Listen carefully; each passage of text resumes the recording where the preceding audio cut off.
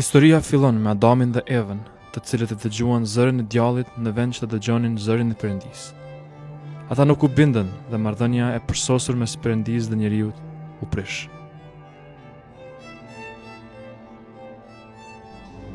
Ata u bën njerëzit e parë që përjetuan mëkatin dhe vdekjen që mëkati e shkakton. Ata munduan ta fshinin veten e tyre me gjethe të pemëve për ta mbuluar turpin e tyre, por Perëndia nuk ishte i kënaqur me mbulesa të tilla.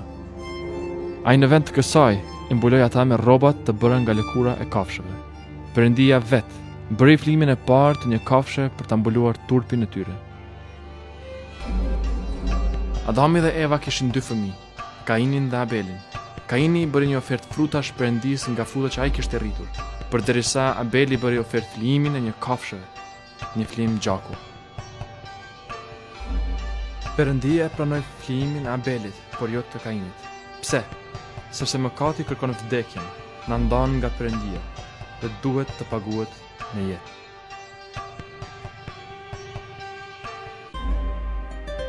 Me xhelozinë që kishte Kaini, ai vrau Abelin dhe kështu dërgoi një pjesë të madhe të njerëzimit drejt një rruge të errët. Qindra vite më vonë, gjërat ishin bërë aq keqa që Perëndia tha që nuk kishte asnjë njeri në tokë që meritonte të jetojë. Askush përveç Noeut dhe familjes së tij. Perëndia kërkoi nga Noeu të ndërtonte një anije të madhe dhe duke bërë kështu të përdikonte këtë mesazh. Gjykimi për mëkatin po vjen dhe ka vetëm një mënyrë për të shpëtuar dhe për të marrë mëshirën e Perëndisë. Arka. Ata e përqeshën dhe u tallën me Noeun, deri në momentin kur shiu erdhi nga qielli dhe ujërat shpërthyen nga thellësitë, përderisa njerëzit ishin të papërgatitur. Përmbytja mbyti çdo njeri dhe kafsh, dhe bota u zhduk për shkak të mëkatit të saj.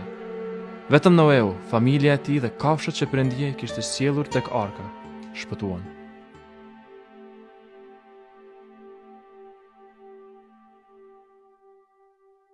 Pastaj erdhi Abrahami, ati i besimit. Perëndia kërkoi nga ai që të merrte birin e tij dhe ta flionte në një mal.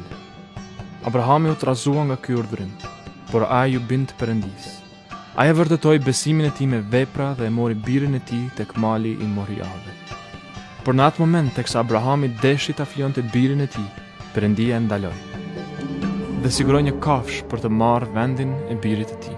Kjo kafshë shpengoi, zëvendësoi e bleu sërish birin e tij, gjak për gjak, jetë për jetë.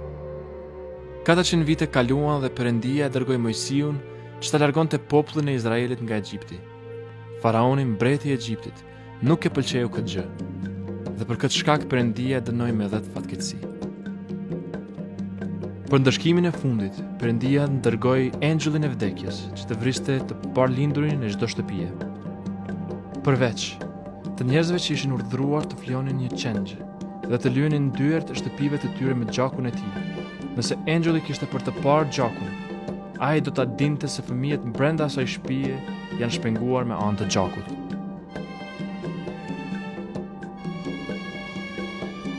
Që të dy, hebrejn apo egjiptas, sklever apo të lirë, nëse ata do t'i bindeshin urdhërimit të Perëndisë, fëmijët e tyre do të mund të shpëtoheshin.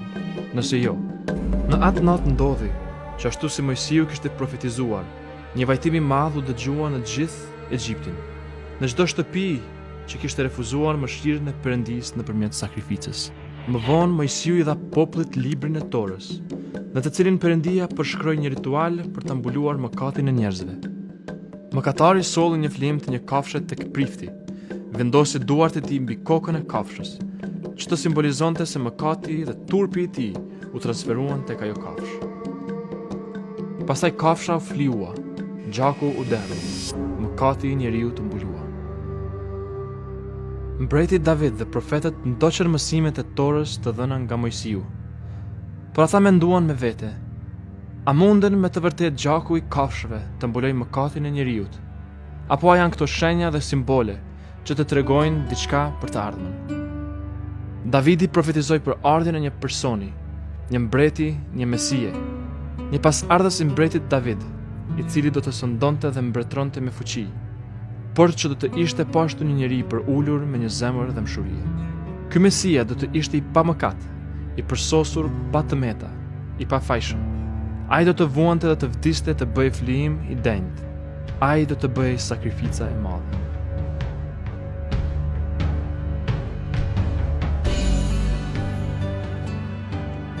Jezusi u lind në një shtallë, sepse askush nuk kishte një vend për të.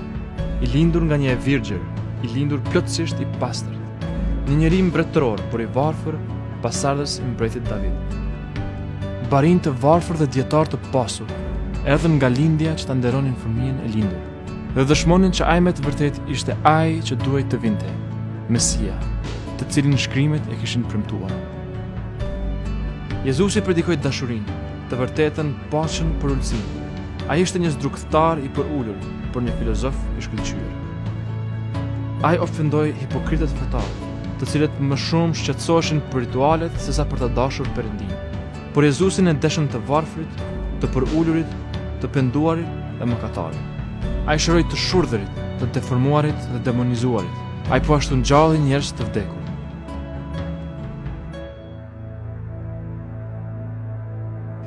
Një njeri pas tre, një mësues endacak, një revolucionar I cili thirrri njerëzit që e donin Perëndin, që ata të jetonin një jetë të plotë. Jezusi vetë thirrri Perëndin Atin e tij dhe I tregoi gjithë njerëzimit, I gjithfuqishmi ju do juve si një baba. Perëndia donte që të lidhej me njerëzit sikur të ishin fëmijët e tij, por kishte një problem. Ata ishin ende mëkatarë, ndërsa Perëndia është I shenjtë. Mëkati I njerëzit, duke filluar me Adamin, kishte ndarë njerëzit nga Perëndia I tyre, dhe Mesia e dinte se çfarë duhej të bënte që t'i sillte ata prapë tek Perëndia. Gjon Pakzori profetizoi për Jezusin duke thënë: "Shihni, qengji I Perëndisë që heq mëkatin e botës." Jezusi ishte Mesia, I zgjedhur që të bëjë sakrifica e madhe. Duke mos mëkatuar kurrë, ai ishte I shenjtë, I pastër, I përsosur dhe I denjtë.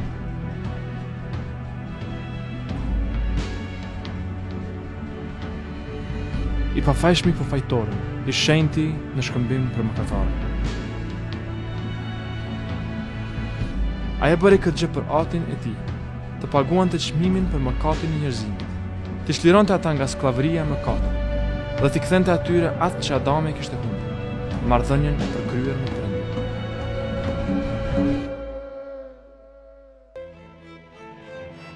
Jezusi vdiq në kryq, jo për shkak të hebrejve apo romakëve, por për shkak të dorës së Perëndisë, Atit të tij. Perëndia sakrifikoi Jezusin që të përmbushej atë që ishte shkruar nga profetët, që ai të bëjë qengji I Perëndisë, I cili merr mëkatin e botës, mëkatin tim dhe tënd. Por ai nuk mbaroi me kaq. Pas 3 ditësh Perëndia ngriti Jezusin, Mesin, nga të vdekurit si një premtim ndaj atyre që besuan në të, që edhe ata të ngriten në jetë të përjetshme. Pas kësaj, Jezusi premtoi dishepujve të vet që do të kthehej përsëri, por kësaj radhe si gjykatës dhe mbret. Mesia është dhurata e Perëndisë për njerëzimin, që ata të mos vdesin në mëkatin e tyre dhe të ndahen përjetësisht nga Perëndia, por duke pranuar sakrificën e Jezusit, ata do të mund të kthehen marrëdhënies së përkryer me Perëndin. Por si çdo dhuratë tjetër në jetë, ajo nuk bëhet e jotja deri kur ta marrësh.